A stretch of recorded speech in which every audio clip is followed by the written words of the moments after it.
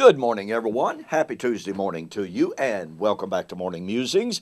My name is Don K. Preston. I am the president of Preterist Research Institute of Ardmore, Oklahoma. And by the way, I want you to definitely remember that this Friday, Lord willing, nothing happens or interferes, I will present lesson number 2, video number 2, in my response, review, and refutation of Brock Hollett's book, Debunking Preterism. I want to thank you so much for the wonderful, kind, private messages, the good messages on YouTube in response to video number 1. You don't want to miss number 2.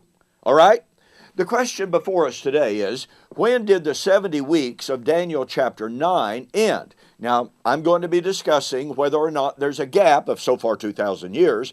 The dispensational millennial view of Daniel 9, the gap between the 69th and the 70th week, later as we proceed. But for now, I am examining the view that is very, very common among dominionists, postmillennialists, and a great number of amillennialists, and strangely enough, even among some preterists, those who call themselves preterists. It is held, point number 1, that even though Daniel 9, chapter 9, verse 24, says 70 weeks are determined on your people and on your city, that the actual fate of the city and the people would come to pass, that is, the destruction of the city and the temple of Daniel 9, 26 and 27, that actual destruction of the city and the people would come after the 70 weeks, but within the 70 weeks, that is to say, within Jesus' personal ministry, the fate of the city, the fate of the people would be determined. I'm sorry, folks, that just simply will not work. That suggests the fate of the city had not yet been determined when Daniel was given his vision. But wait a minute. Daniel was told about the fate of the people and the city, wasn't he? Of course he was. The people of the prince who shall come shall destroy the city and the sanctuary. The end thereof shall be with an overwhelming flood. The abomination of desolation shall be set up. You see, the fate of the city, the fate of the people, is determined right here in Daniel. So it's simply improper to say, well, you know, when the 70-week countdown begins, the fate of the city will be determined. No, the fate of the city and the people was determined right here in Daniel 9.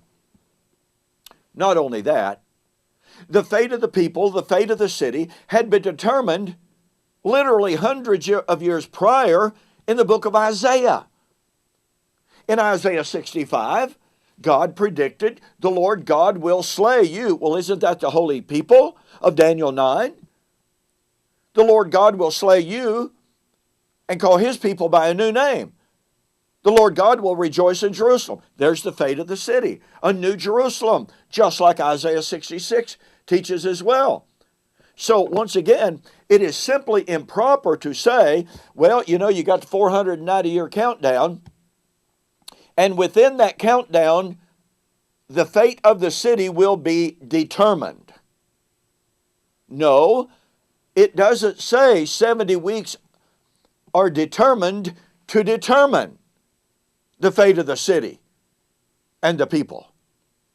It says 70 weeks are determined on your people and on your city. Just absolutely like 70 weeks are determined to put an end of sin, finish transgression, make atonement, seal vision and prophecy, anoint the most holy, bring in everlasting righteousness. Every single one of those belongs to, is confined to the 70 weeks. You don't get the bringing in of everlasting righteousness after the 70 weeks. The 70 weeks were not determined to determine the bringing in of everlasting righteousness. No, just like 70 weeks are determined to seal vision and prophecy, i.e. fulfill all vision and all prophecy. 70 weeks were not determined to make the determination of when vision and prophecy would be fulfilled. No, the 70 weeks were determined for that. It's literally astounding to read the desperation of those who try to place any of the events of the 70 weeks outside the parameters. 70 weeks are determined for your people and for your city. And thus, let me reiterate, it is simply improper to say 70 weeks were determined to determine the fate of the people and the city. That completely distorts what the text says. So, let's take a look tomorrow at the view of men such as Kenneth Gentry, Gary DeMar, Keith Matheson, etc., of those who say the 70-week countdown actually ended in 34-35 AD with the stoning of Stephen and the calling of the Gentiles. Well, wait a minute. That doesn't work. You see? That takes the position that 70 weeks are determined to determine the fate of the people in the city. It violates that.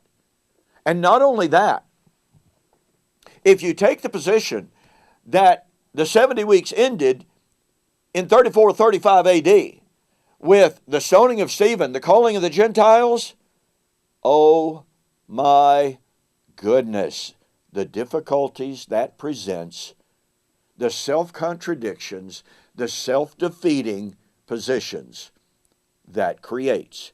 We will talk about those tomorrow. And by the way, I talk about them in depth in this book. 70 weeks are determined for the resurrection.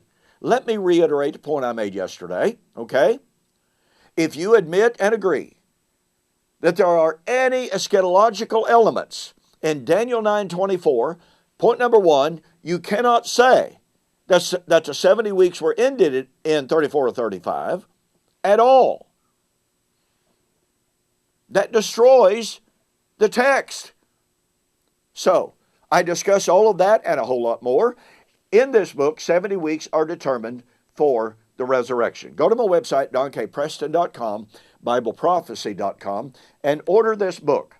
When you order this book, please be sure to remind me you saw the offer on YouTube or Facebook. I will include, free of charge, no extra charge, no extra postage whatsoever, a copy of my book, Can God Tell Time? This little book alone completely blows away the claim that the 70 weeks ended in 34 or 35 AD. It destroys it. Okay? So, order, 70 weeks are determined for the resurrection. Get a free copy of Can God Tell Time? Okay, tomorrow, as promised, we're going to be examining the claim of numerous people that the 70 weeks ended in 34 or 35 AD. You do not want to miss that. So I'll see you on the flip side.